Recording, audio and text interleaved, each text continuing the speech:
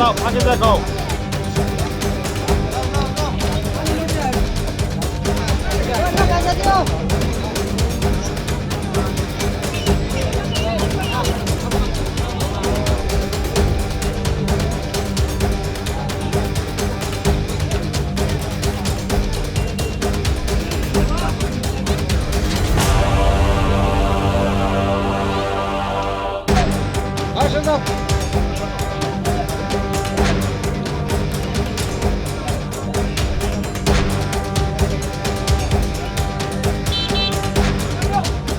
হয়, যাতায়াতৰ বাবে এতিয়া যন্ত্ৰচালিত নাৱে হেক ভৰসা হৈ পৰিছে ফকীৰগঞ্জবাসীৰ।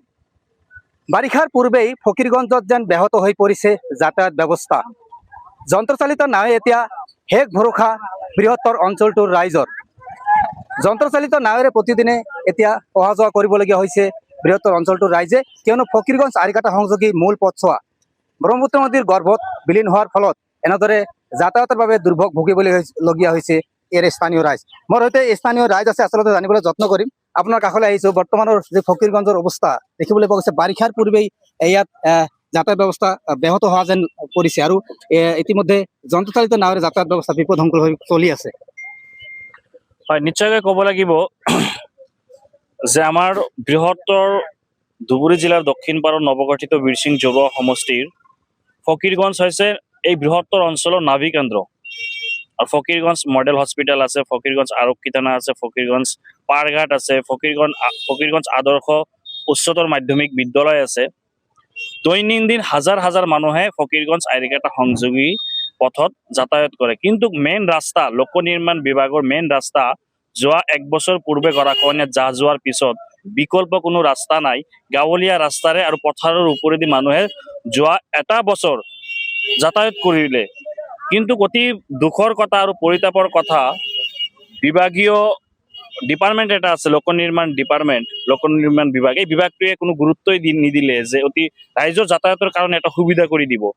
আৰু এটা কথা ক'ব লাগিব যে আমাৰ নৱনিৰ্বাচিত বিধায়ক ৱাজেদ আলী চৌধুৰী ডাঙৰীয়া, তেখেতক বিধায়িনী দলৰ দলপতি তেখেতে নিৰ্বাচিত হ'ল। আমি এতিয়া আশাৰে বাট চাই আছো যে অতি সোনকালে বৰ্তমান যি আমাৰ যাতায়াতৰ একমাত্ৰ ভৰসা হৈছে যন্ত্ৰচালিত নাও।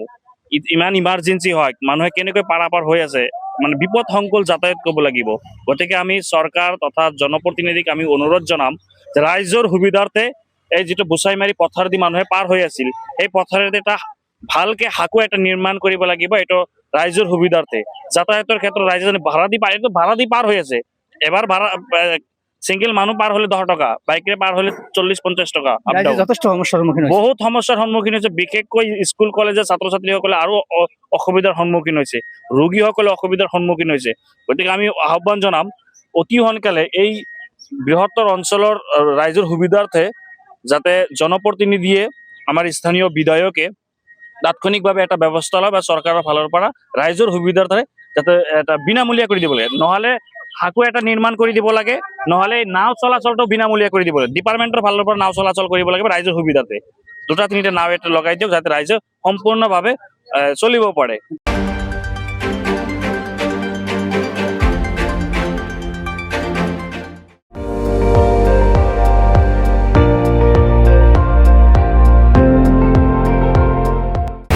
আপুনি চাই আছে ND24, সৰ্বশ্ৰেষ্ঠ নহয় সৰ্বোত্তমৰ দৌৰ।